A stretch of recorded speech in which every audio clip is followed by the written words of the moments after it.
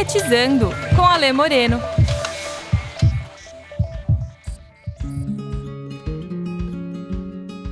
Os traços.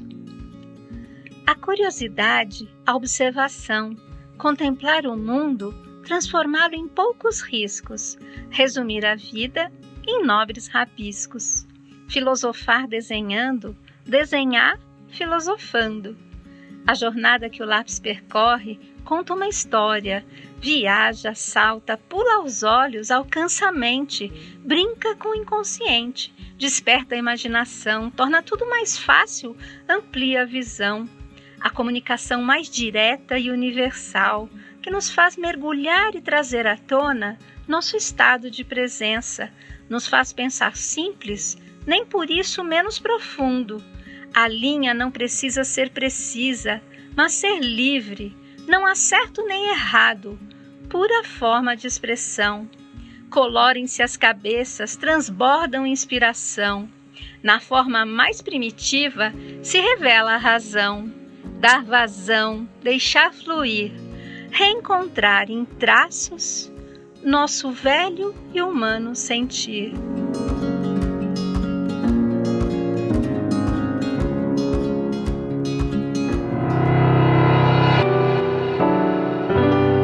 Poemar, com Fátima Afonso, no Sintetizando. Olá, este é o Sintetizando, o programa de podcast aqui da Síntese. Eu sou o Alê Moreno e estaremos juntos para mais uma conversa incrível. Mas antes eu peço que você gentilmente siga a gente no Instagram, Síntese _Educacão, e também no YouTube, Síntese DH. Lembrando que síntese é sempre com Y. Hoje eu trago ele, meio homem, meio desenho animado, meio mito, meia mussarela, meia calabresa. Quantas metades cabem em um homem? Ele, Márcio Reif, o nosso mestre das canetas, o nosso novo Daniel Azulay, por que não? Márcio Reif, quem é você, meu amigo querido? Puxa, olha, Ali, antes de responder qualquer coisa, eu quero falar que eu estou muito honrado de estar aqui nesse papo com você, que você é uma pessoa que eu admiro demais. Qualquer coisa que você faça é muito conectado com a humanidade, com esse lado positivo, e gera uma reverberação ótima para quem está do seu lado. E quem sou eu? Nossa, essa é uma pergunta que eu procuro responder e fico feliz em não conseguir responder, porque eu sou um mutante, talvez. Eu sou uma figura que já mudei muito ao longo da vida, graças a Deus, o que me permite estar sempre num grau de encantamento, né, Ale? Tá, mas quem são esses pedaços de Márcio? Me conta um pouco da sua história, o menino Márcio, como o desenho chegou na sua vida, um pouco da sua trajetória, tudo que você puder contar, nos ajudará a desenhar este programa. # fica a dica. Olha, Ale, eu sempre fui um curioso muito grande, assim, a ponto de me meter a fazer coisas que não eram para o meu bico, e sempre fui fazendo, e até que as pessoas percebessem que eu era um impostor, eu fui fazendo. Às vezes eu já estava contratado e continuei fazendo. Então eu fiz isso muito ao longo da vida, ao ponto de dizer também, recentemente, também num papo assim, eu disse para a pessoa que estava, eu não sou bom em nada. Falou, como você não é bom em nada? Você é assim. Eu falei, não, eu sou um curioso, eu acho que nisso eu sou bom, eu gosto de olhar para as coisas assim. Então, desde moleque eu fui assim, eu desmontava os meus brinquedos para entender o que tinha dentro deles, né? Esse grau de curiosidade, assim, né, de observar as formigas, observar tudo assim com muito cuidado, né? E aí comecei a tomar gosto também por desenhar, porque o desenho te força também a observar, né? Quando você vai desenhar algumas formigas andando, você está olhando para elas. Você vai desenhar qualquer coisa, né?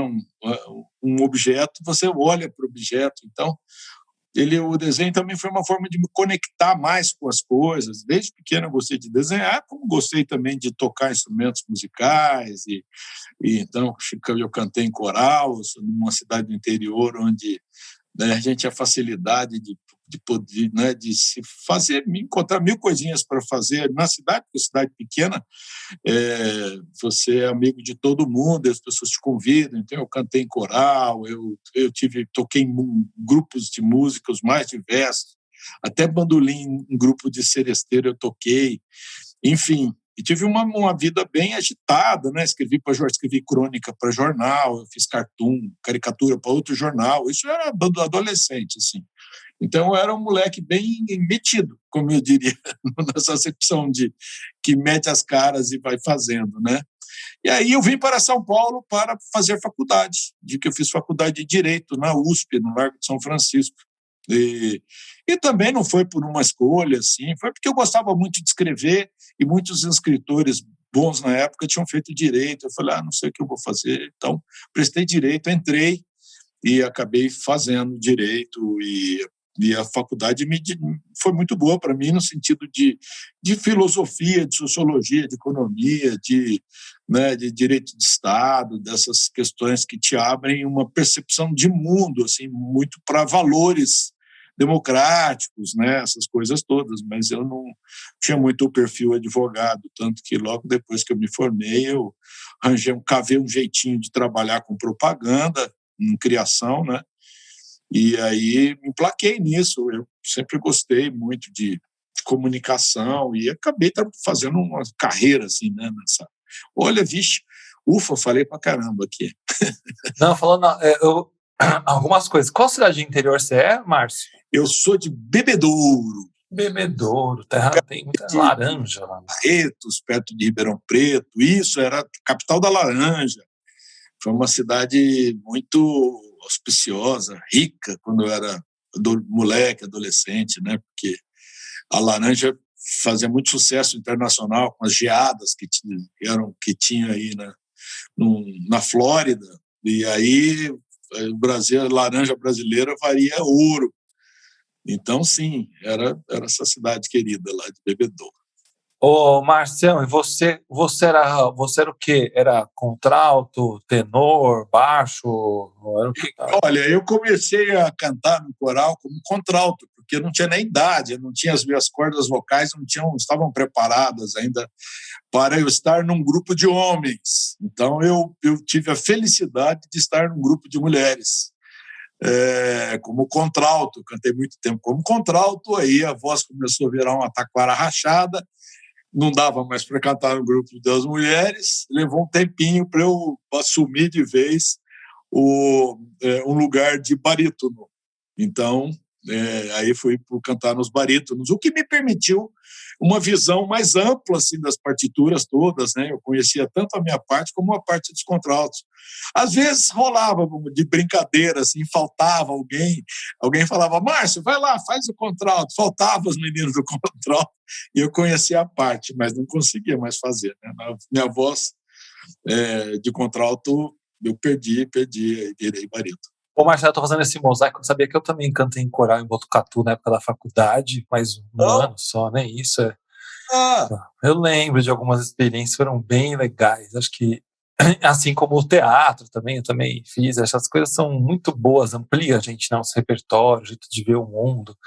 Mas eu tô tentando construir esse mosaico para entender como que o pensamento visual nasce para você com essas referências, porque você tem referências artísticas claras e da sua curiosidade quase pueril, né? E depois você tem aí o Largo de São Francisco na sua vida, assim, o direito na sua vida. Como que essas coisas todas levam, e óbvio tem uma história toda profissional sua com agência, tudo, mas como que isso contribui ou desemboca no pensamento visual, se é que desemboca em alguma coisa? Olha, na verdade, não foi uma coisa que veio, que aflorou, se pulou na minha frente como uma solução, como uma resposta, não. Quando eu deixei de parar de trabalhar em agência, porque eu achei que tinha cumprido o meu ciclo, né, como diretor de criação de agência e varando noites, e assim, eu trabalhei numa época onde era absolutamente pacífico, que a gente devia trabalhar toda hora, o tempo todo, sábado, domingo, feriado, dia, noite, madrugada, que os salários eram muito bons e que a gente tinha que justificar isso, que se a gente não quisesse, alguém quereria. Então, eu, durante muitos anos, eu gostava de fazer isso também, de fazer os meus serões, as jornadas, trabalhar o final de semana. Mas houve um momento em que eu falei, não, eu não quero mais só fazer isso na minha vida, né? Eu quero mudar. E aí, por incrível que pareça, eu montei um grupo de um show de stand-up comedy, que estava no começo, assim, era uma coisa que estava engatinhando aqui, né, em 2006, 2007. Antes de sair das agências, eu já tinha montado esse grupo, já estava acontecendo, ao ponto que eu falei, nossa, eu vou pular de um barco para outro, né, porque eu deixo de ser publicitário e vou ser comediante stand-up, que estava numa coisa que estava florescendo e as empresas contratando muito, né, para fazer os eventos corporativos e tal. E eu era digo, por que eu fui fazer isso? Porque eu gostava muito de escrever humor. Eu sempre escrevi bem humor, as crônicas, né, de humor, assim. Eu sempre fazia muito sucesso a minha coluna na minha cidade. Depois escrevi, quando eu vim para São Francisco, eu escrevi para o jornal do 11 de agosto e todo mundo gostava muito. Eu sempre gostei, eu escrevia humor, assim, eu tinha uma certa habilidade para isso. Mas a outra coisa é você ir para o palco e tal, né? Então, no palco, eu era um apresentador desse evento, que chamava-se As Comédias de Todos Nós, o nome do show. Depois virou Confraria da Comédia. Mas foi um dos primeiros shows, assim, democráticos. A gente levava quem quisesse começar a fazer stand-up, tinha um espaço lá no nosso show. E foi muito gostoso fazer tudo isso. Mas, lógico, que eu percebi que não era... Cheguei a viajar, ganhei um dinheirinho assim nessa época também, mas já era um monte de gente boa, né, que tinha nascido para isso. Eu não tinha, eu era só mais um desses curiosos, né? E aí eu falei, bom, eu não sei, talvez eu não faça sucesso no palco, mas eu vou estudar para escrever humor. Então, eu fui estudar roteiros, assim, fui fazer Escola Internacional de Cinema, vários cursos, Newton Canito, fui estudar dramaturgia no Instituto Capobianco. Eu fiz um sabático, assim, né? Eu fui estudar arte da palhaçaria, com os melhores palhaços que tinha no mercado, tudo quanto é palhaço, eu aprendi muito assim com os olhares e tal, foi uma delícia. E o fato é que, num determinado momento, Ale, eu juntei um pouco essa linguagem do palhaço, que eu achava um humor que tinha muito a minha cara, né? Mais do que um humor agressivo, que se fazia muito na época de stand-up lá atrás.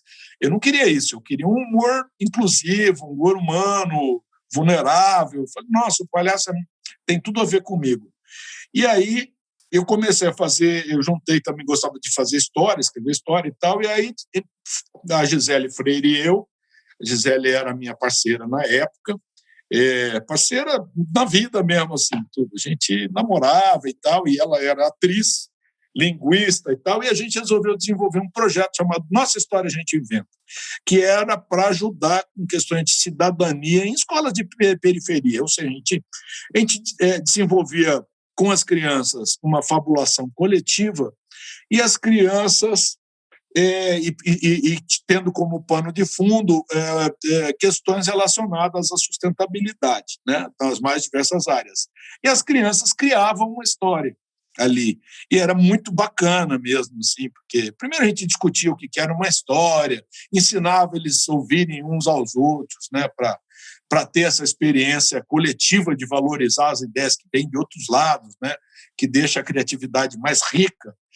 E um dia eu desenhei uma dessas histórias que nós fizemos. Eu levei um papelzão grande, botei na parede e desenhei. E foi um divisor de águas, porque as crianças amaram aquilo. Elas foram convidadas, inclusive, a desenhar, né? Eram despoluir um rio, e depois, no final, nós desenhamos um rio limpinho, e elas desenharam um monte de espécies de peixe dentro do rio. E eu achei aquela experiência maravilhosa. Talvez uma coisa meio Daniel Azulay, como você falou. E eu falei, nossa, isso aqui aqui sim, ó, disso aqui sai caldo. E aí não parei mais de estudar, né? Fui ver tudo que existia em termos de literatura e de pessoas que davam aula, fui fazer todos os cursos e tal. Isso foi em 2011, significa que eu estou fazendo 10 anos de percurso aí nessa coisa da facilitação gráfica. E foi assim. E sou um apaixonado, né, pelo que eu faço. Eu acho que é uma experiência maravilhosa. Como que você define o que é o pensamento visual? Assim? Como que você consegue definir isso para a gente, para os nossos ouvintes que estão espalhados planeta fora? Eu queria dizer para esses ouvintes todos espalhados no planeta fora que todos eles praticam o pensamento visual. Então, a gente não enxerga, a gente não tem essa lente para perceber o quanto nós usamos de elementos, de recursos visuais para estruturar o nosso pensamento, das mais diversas formas, né? Então, desde moleque, nós usamos os tabuleiros, né? Jogos de tabuleiro que a gente faz, todo o desenvolvimento do raciocínio se dá com apoio visual, né?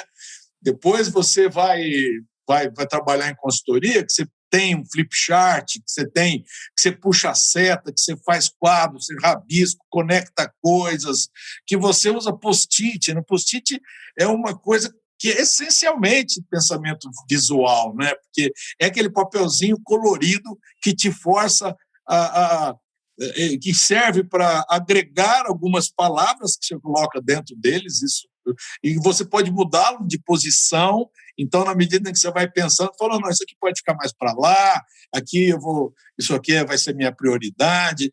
Então, o pensamento visual é composto por recursos que te ajudam a pensar melhor. E, especialmente, em equipe, Ale, é muito importante porque as pessoas enxergam juntas aquilo que está sendo criado ou aquilo que foi criado, né? Então, isso materializa, tangibiliza, né, a ideia. Então, eu fico pensando quanto a escola, né, a educação, vamos voltar lá para trás, poderia criar espaços onde, de fato, o pensamento visual fosse aceito como uma possibilidade da criança ou do jovem se expressar. Porque normalmente cai na linguagem escrita, né? Então ele tem que escrever tudo que ele entendeu, ou ele tem que, talvez ele até possa registrar como uma espécie de um desenho, mas ele vai ter que passar para o escrito. Você acha que a escola poderia ter um papel incentivador mais? Porque eu ainda vou além aqui, pensando sempre que esse campo das artes, não que esse seja o campo das artes, mas compõe também, né?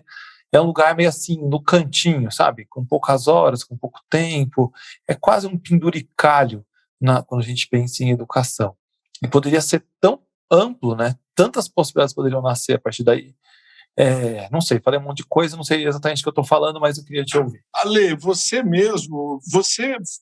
tem um conhecimento e um aprofundamento nesse tema relacionado à educação e aos novos preceitos da educação, o que se pretende, né, com a educação, como é que se pode se rever, inclusive, as grades de educação, uma vez que cada vez mais o mercado tem valorizado e querido pessoas que tenham entre as soft skills essa criatividade, a disponibilidade para correr o risco, para ouvir o outro, para experimentar coisa nova, para, sabe, criar um MVP, prototipar alguma coisa e ir corrigindo isso em beta ao longo do período. Então, assim, eu acho que cada vez mais a criatividade, o desenho, são ferramentas que saem distante do centro de importância para ganhar um lugar cada vez mais próximo desse centro quando se fala em criar profissionais prontos para gerir as mudanças todas que o mundo tem oferecido e em grupo e tal. Então, assim, sendo bem objetivo, eu acho que o pensamento visual tinha que ser, sim, começar a ser praticado em larga escala nas escolas e que passa pela instância de se criar um cenário onde desenhar não seja uma coisa competitiva, sabe? Como foi na minha época. Então, a gente era... essas coisas artísticas eram muito assim. Ou tinha algumas pessoas que já eram destaque, então os outros todos nem queriam fazer porque eles não iam ser votados, né? Vamos fazer uma votação, quais são os cadernos, as melhores ilustrações sobre a Semana da Pátria. E gente que não fazia nada, porque não ia ganhar nada. Mas então essa coisa da competitividade já é uma questão que eu acho que merece ser revista especialmente nessa área de desenho. Acho que as pessoas têm que desenhar como uma forma de expressão e descobrir nesse desenho uma maneira de se comunicar de uma forma ímpar, que é só dela, é uma assinatura, o jeito que você faz o seu traço, o seu bonequinho, é só seu, né? E é mágico, é único, e agrega, porque dá um sabor especial. Imagina que se fosse tudo igual, tudo pasteurizado, tudo parecido. Então, eu enfatizo muito as pessoas que se expresse, desenha, que nem naquele jogo mímica que a gente joga, né? Você faz lá uma coisinha, uma solução muito simples e a pessoa identifica o que você quer dizer. Como? De uma forma mágica, né? Você falou, pô, mas eu desenhei só isso aqui, o cara matou o que eu queria dizer. E disso se trata. Quando a gente faz pensamento visual, quando a gente coloca no papel as coisas que a gente está pensando, a ideia não é ser artista. A ideia é você se fazer entender primeiro. Se você está fazendo um planejamento de você, de uma história sua, ninguém mais precisa entender aquele quadro. Só você. Você cria ali as referências, os ícones que representam coisas para você. Agora, você tem que comunicar com os outros, você vai usar coisas simples que comunicam a essas outras pessoas. Mas não estamos falando de arte, estamos falando de... E eu acho que isso é libertador que você fala. Eu vou trazer aqui no meu colo, porque eu fui um menino que fiquei 2 anos nas férias de verão fazendo recuperação em educação artística, sozinho na sala, porque o professor insistia que eu desenhasse com nanquim, umas bolotas lá que até hoje eu não sei. Isso me paralisou por muitos anos. Eu fiquei congelado no tempo por mais de 2 décadas. Quem me libertou foram meus filhos, porque aí vem a história assim, desenha para mim não sei o quê. E aí eu comecei a desenhar e eles falaram, nossa, que legal. Eles devem achar que eu sou tipo um baita desenhista. E foi ótimo para mim essa história. O feedback dos meus filhos de olhar para o meu desenho e entender e achar legal e divertido me colocou no jogo de novo. Então, eu queria ouvir de você, você tem histórias como essa que eu estou contando? Deve ter muita gente que chega para você com esse, mas eu vou desenhar, porque cai no campo da competição, né? Tá errado, é o certo e errado, né? É sempre esse binário, né? É certo é errado, é bonito é feio. Como que é isso? Porque também acho que é um papel seu. Muitas pessoas devem encostar em você em algum evento, algum lugar e falar assim, nossa, com vontade de desenhar, mas cheio de travas, de amarras. Olha, eu na verdade, eu não sou um desenhista, né? Tanto que eu optei pelo caminho, é mais fácil. Eu sempre comecei a usar o desenho, mesmo quando eu fiz cartoon, né? Eu fiz cartoon para o Jornal de Teatro um tempão, contribuí com o Anuário Internacional do Humor do Clube do Humor lá de Piracicaba. Eu sempre usei o desenho como uma coisa instrumental mesmo. Assim. Meu desenho é muito simples. Se você me pedir para eu desenhar nas proporções uma figura humana, uma mão segurando uma coisa assim, eu não vou desenhar, entendeu? Eu vou fazer uma coisa extremamente caricata. E eu acho que eu deveria sair desse lugar. Eu até penso, nossa, eu quero fazer um curso de aquarela, entender melhor essas formas humanas, né? Jogo luz e sombra e tal. Mas não sou eu. Na verdade, assim, eu falo com uma certa liberdade de falar, gente, você não precisa saber desenhar, porque eu mesmo, né? Quando o ano passado eu ilustrei o Soft Skills, eu também participei do livro da Síntese, né? O livro sobre o ser.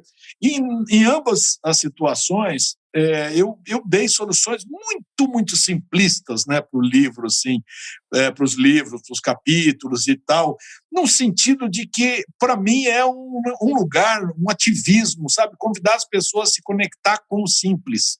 Eu gosto dessa ideia. Então, sim, eu acho que quando eu era moleque, eu tinha soluções criativas, eu acho que essa coisa do olhar criativo, isso sim, era onde o meu desenho aparava, onde eu vendia o meu trabalho, por exemplo, para fazer cartolinas para os meus colegas, sabe? Eles pediam, e me pagavam para eu fazer coisas. Todo mundo achava que eu desenhava bem.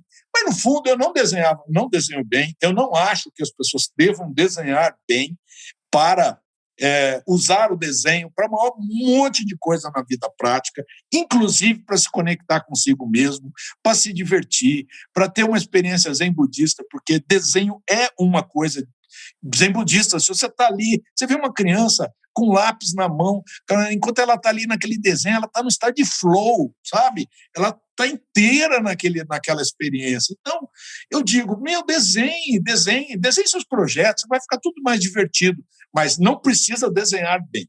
Eu não sei desenhar bem, e como cartunista, eu sempre usei traços minimalistas. O Enfio fazia isso, vocês lembram do Enfio, né? O Enfio usava uns traços super minimalistas e as ideias eram super boas. Então, o desenho é instrumental para mim. Então se joga, na verdade, essa é a dica, se joga, não fica com medo de, não é colocando barreiras na cabeça. Agora você está sendo convidado para um quadro incrível desse programa. Toquem as trombetas!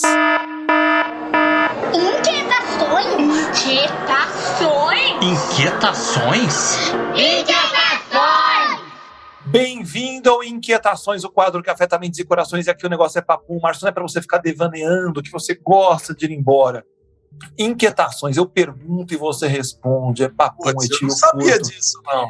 Mas você está nessa. Eu não te aceito essa entrevista. Aceitará sim. Colocado nessa saia justa. Não. Eu que mando no programa, aceite, ou desligue agora e caia fora. Vamos lá.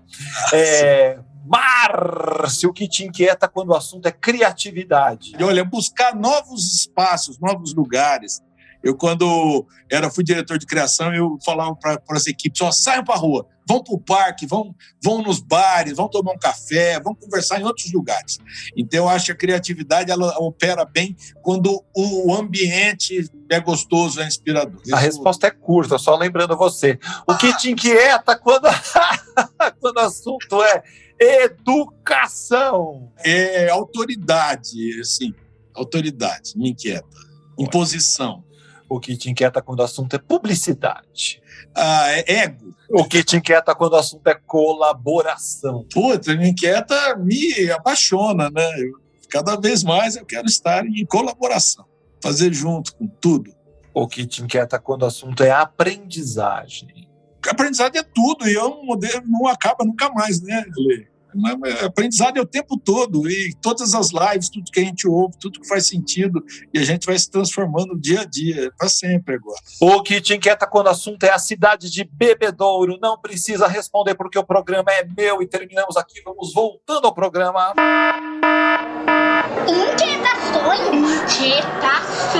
Inquietações? Muito bem, Márcio, voltamos aqui e aí o negócio é o seguinte, meu caro, tem alguma pergunta que eu não te fiz e que você gostaria de responder? Não. Ou que nunca te fizeram sobre o tema, assim, eu queria tanto falar sobre isso e nunca ninguém me perguntou sobre o meu trabalho. Não, uma coisa que eu não tinha pensado ainda, quer dizer, uma coisa que eu nunca fiz, bem da verdade, aí assumir, é criar um personagem, por exemplo, sabe? Um personagem que pudesse dar voz sempre, como a Mafalda, que era um personagem, por exemplo, apaixonante, né? Enfim, é uma coisa que eu nunca fiz, eu nunca criei um personagem. Eu criei o ano passado o Mouthless Man, que era o Homem Sem Boca, mas eu também serviu para alguns quadrinhos e não dei mais continuidade. Mas eu quero fazer isso, eu acho que é bacana assim, você criar um personagem e tal. E aí, aproveitando, falando isso, me inspira muito a Laerte, sabe? A minha grande referência, eu diria assim, como inspiração de um trabalho inteligente, conectado, ativista, sabe? Eu sou apaixonado assim, pelo trabalho e pelo ser humano que a Laerte é, corajosa, né, de ter mudado de sexo e se colocado sempre como um arauto, uma bandeira, uma voz de todo o público, né, toda a diversidade de gêneros que a gente tem. Então, eu gosto muito do trabalho da Laerte. Eu achei gostoso, de repente, responder aqui também. Quem que eu admiro? Eu admiro muito a Laerte. E admiro também um cara chamado Yuval Robb, que você vê no Instagram, é um cara que ele é um israelense e não tem um texto. Ele faz cartoons diários, sem texto. Acho extraordinário o trabalho desse Yuval Robb. A pergunta é a seguinte, a nossa história a gente inventa? a nossa história a gente inventa. A nossa história a gente inventa tudo. E um dia eu pensei, Márcio, você é um roteirista. Se você tiver que criar uma história para você, por que você não cria uma história melhor do que as reclamações que você faz? E aí eu comecei a ver a minha responsabilidade de criar coisas bacanas, sabe? Eu interrompo, às vezes, eu estou num processo, e nessa pandemia não é uma coisa incomum, né? Você entrar num viés meio negativo a respeito de uma experiência, aí eu invento uma história nova, sabe? E inventar história nova é, por exemplo, mostrar, estou aqui reclamando, tal, que tal? Vou botar um tênis e vou sair para andar. Eu adoro andar. Vou parar num café e vou observar as pessoas e vou criando, eu interrompo um processo no meio do meu dia e crio uma história diferente. E nessas conexões, nesse olhar mais arejado e tal, eu me sinto um ser humano melhor e mais merecedor de coisas melhores. E aí, o fruto da minha imaginação me surpreende com coisas melhores ainda. Então, acho que essa questão, assim, o tempo todo a gente cria. A nossa história, a gente inventa. E quando a gente inventa junto, Ale, aí é maravilhoso, né? Como as coisas que a gente faz junto. É muito mais legal.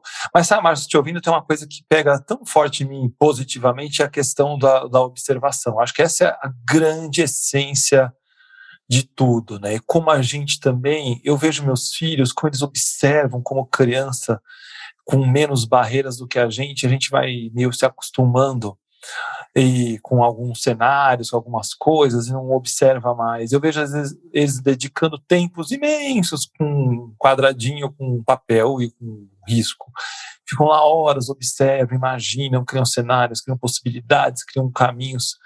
Por que será que a gente vai se descolando? E o que pode resgatar a gente para observar mais e melhor o mundo que está ao nosso lado, todo dia nos convidando para olhá-lo, e aí é sair dessa rotina frenética e dessas que sugam a gente, né, Márcio? Eu acho que a primeira coisa é você olhar para a própria condição, ter consciência. Eu acho que a gente é muito abduzido pelas telas, né? Isso é uma coisa, eu estou chovendo no molhado, mas num certo sentido, isso rouba da gente também um outro tipo de atenção que deveria haver, que é o que está no espaço fora das telas, aqui, né, ao nosso lado. Às vezes a gente vê gente no restaurante, um casal, cada um no seu celular, pai e filho na mesa do café da manhã, cada um no seu celular. E aí eu acho que essa experiência de você estar atento, de você estar ali com atenção, exercitando mesmo essa coisa da atenção, estar inteiro nessa conexão, é o que mais falta hoje em dia. Tanto que o número de pessoas que falam e estão investigando e que estão se envolvendo com mindfulness, né, é extraordinário, porque é lógico que quando você volta a estar presente, você começa a sentir sabor das coisas, né? Você comer com atenção, a comida tem sabor, tem cheiro, né? As bebidas têm aroma, enfim, você percebe... Ô, Márcio, eu conversei com uma educadora outro dia, até vou convidar ela para vir para aqui, sintetizando qualquer hora dessa, porque ela é incrível. Ela falou assim, Ale, ela é uma educadora de uma escola até que eu fui sócia durante um tempo. Ela contou uma coisa muito legal. Ela falou, eu estava caminhando com as crianças na rua e de repente uma criança achou um pedaço de papel com uns rabiscos. Aí tinha uma letra A que a criança identificou como uma torre. E ela falou assim, e aí a criança pegou aquela torre e ficou cismada. Falou assim, professora, o que eu achei? Será que isso aqui não é uma pista de alguma coisa, de uma caça, de algum apoio? Vamos tentar descobrir. A professora, lindamente, sabiamente, entrou na história. Ela viu que era uma lista de material de construção, que era um monte de coisa, era um monte de parafuso, prego, aí tinha um A grandão assim. E ela entrou na história, ela leu, porque eles não sabiam ler ainda, ela pegou e leu como se fosse uma carta de uma pessoa que tinha ido embora para Paris, mas que queria que a gente encontrasse ela lá. Olha só. E que aquela torre era a Torre Eiffel. E aí foi um convite para eles mergulharem, por exemplo, eles foram virtualmente no Museu do Louvre, visitaram, começaram a especular 1000 possibilidades de como essa pessoa estava morando lá, se eles podiam escrever carta para ela, começaram a escrever. Então, olha só, uma oportunidade que uma criança viu, porque eu acho que esse é o poder de observar e de agarrar essa oportunidade como é aprendizagem, como educação. Quer ver você também, você no desenho às vezes capta uma coisa, cara, isso aqui é incrível, vou transformar isso aqui numa imagem para ficar registrado. E às vezes pode estar até passando batido na conversa, né? Eu achei isso de uma beleza tão grande de observar e de desapegar da sua ideia original, porque a ideia original dela era caminhar pela rua para chegar num lugar. No fim, ela mudou toda a ideia porque uma criança achou um papel que a gente poderia picotar, jogar no lixo, falar que não servia para nada. Estou elucubrando, assim. Eu achei muito interessante essa experiência, inclusive, porque esse movimento do mergulho, né, na coisa. Eu pego uma coisa, escolho ela e mergulho, transformo ela na história, porque normalmente a gente tem um volume tão grande de informações e de estímulos à disposição o tempo todo que a gente fica trocando e a gente não se aprofunda numa experiência, e mesmo em termos emocionais, sabe? De você ter um envolvimento que te permita resgatar influxos internos a respeito do que aquilo dispara para você. A gente não tem esse tempo mais. Então, eu acho que a humanidade vai ganhar muito se a gente voltar para essa experiência do estado de presença mesmo, da observação. Exato. Equilibrando. Com Fred Barão. Olá, queridas e queridos. Uma vez que equilíbrio é movimento, nada melhor do que gerar esse movimento com boas perguntas, com boas reflexões que podem nos levar a algum lugar, sem a pretensão de lacrar, mas com um desejo muito grande de ampliar, para trazer, quem sabe, movimento e real bem-estar. Hoje, nosso papo é sobre curiosidade, esse componente tão fundamental do ato de aprender. Quando observamos o mundo, as coisas, as pessoas, as ideias e mergulhamos nas situações que nos envolvem, temos basicamente duas posturas, duas tendências cognitivas. O olhar do viés da confirmação e uma postura que podemos chamar de curiosidade legítima. O olhar do viés da confirmação pode também ser chamado da mentalidade do soldado. Sim, um soldado em um campo de batalha. Aquela figura que busca fazer com que algumas ideias vençam e outras percam. Aquela postura que me move para atacar ou defender ideias. Algumas informações parecem ser nossas aliadas e nós a defendemos. E outras são contra nós e nós a combatemos. Esta é uma postura profundamente enraizada na necessidade de defender ou proteger o meu ponto de vista, sem ao menos ponderar, considerar as outras visões diferentes da minha como minimamente válidas, mesmo que eu não concorde com elas.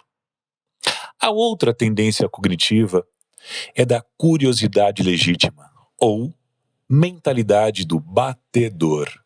Sim, aquele soldado que vai à frente, mapeando o caminho e apreendendo com profundo interesse tudo que está ao seu redor. Esta é a postura de tentar obter a visão mais precisa da realidade, mesmo quando esta é desconfortável ou inconveniente. A curiosidade legítima, ou a mentalidade do batedor, é enraizada em emoções diferentes, como curiosidade, tendo prazer em receber novas informações que contradizem minhas expectativas. Também a abertura, achando virtuoso testar minhas próprias crenças, sabendo que mudar de ideia não significa fraqueza. E, finalmente, o centramento. O seu valor, como pessoa, não depende de estar certo ou não com respeito a determinado assunto. Estas qualidades conduzem a um bom julgamento que podemos chamar de sabedoria. E você? Qual é a sua tendência cognitiva predominante quando está diante do novo, do inusitado e da diversidade? O viés da confirmação o soldado? Ou a postura de curiosidade legítima, o batedor? Deixo aqui meu grande abraço, curioso em saber como você acaba de receber estas palavras. Equilibrando. Com Fred Barão. Querido, nosso tempo urge, a giripoca pia. Eu não sei o que é giripoca, mas tudo bem, segue a vida. Como que você sai dessa prosa? Como as pessoas te contratam para festas, shows, animação e tudo mais? Olha, eu sou um facilitador gráfico, então eu faço registro, síntese de conteúdos. Eu acompanho muitas palestras Adorei o síntese de conteúdos, hashtag fica a dica. Síntese de conteúdo. Eu faço, então, acompanho de palestras, faço soluções digitais, eu compartilho a tela no meio do negócio, depois as pessoas recebem o painel daquele encontro, daquele papo, daquela prototipação. Mas eu gosto muito de fazer isso logo, vou poder estar fazendo de novo, que são eventos ao vivo, né, onde eu levo um papelzão, boto na parede, participo de eventos e colho as coisas faladas por grandes palestrantes e tal. Isso também é uma experiência maravilhosa. Além de que eu faço vídeos whiteboard também.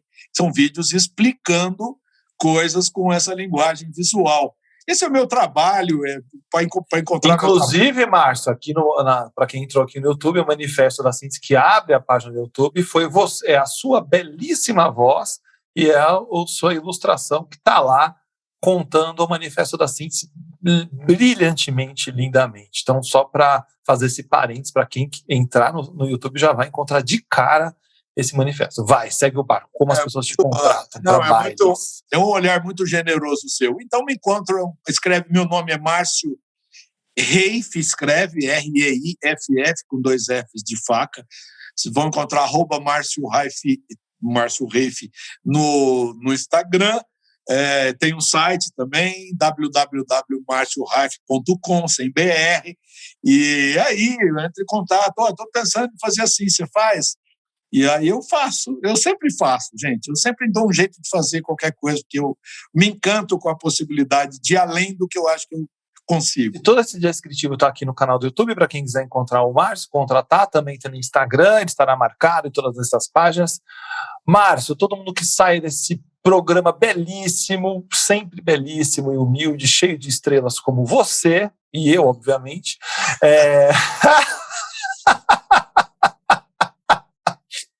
Viva a humildade sempre! Que música você pede para terminar essa nossa ProsaCast? Que música? Bom, eu poderia pedir uma música do Sidney Magal, sabendo que você é um apaixonado pelo Sidney Magal. Lógico. Mas não, eu quero pedir uma música que nos inspire alguma, assim, daquelas antigas. Amanhã será um lindo dia. Vamos lá junto. Da alegria que se pode imaginar. Amanhã... Mas é isso, eu acho que eu imagino que a gente possa estar aprendendo muita coisa nesse período para fazer com que esse amanhã seja um amanhã melhor para nós. Então, é isso. Então, não espere para amanhã, compartilhe hoje esse programa com seus amigos, com seus colegas, siga Márcio Reiff, siga a Síntese no YouTube, no Instagram, por favor, Síntese _ Cacão, e também aqui no YouTube, Síntese DH, estamos no Spotify, no LinkedIn, Márcio também está em tudo quanto é lugar, se não achar é um problema dele, tem tempo para fazer essa conta. Ficamos agora com na voz de Caetano, pode ser? Pode, você vai botar isso? Tá bom, que ótimo. Vamos ouvir. Lógico. Então vamos lá. Muitíssimo obrigado. E amanhã será um lindo dia. Fica aí, eu não esqueci até o nome da música. Acho que é amanhã mesmo. Amanhã, é isso. Como é amanhã? E se não for amanhã, ouça hoje esse programa. E muitíssimo obrigado, Marcelo. Beijo, foi maravilhoso. Amo fazer isso com você. Amanhã será um lindo dia da mais louca alegria que se possa imaginar.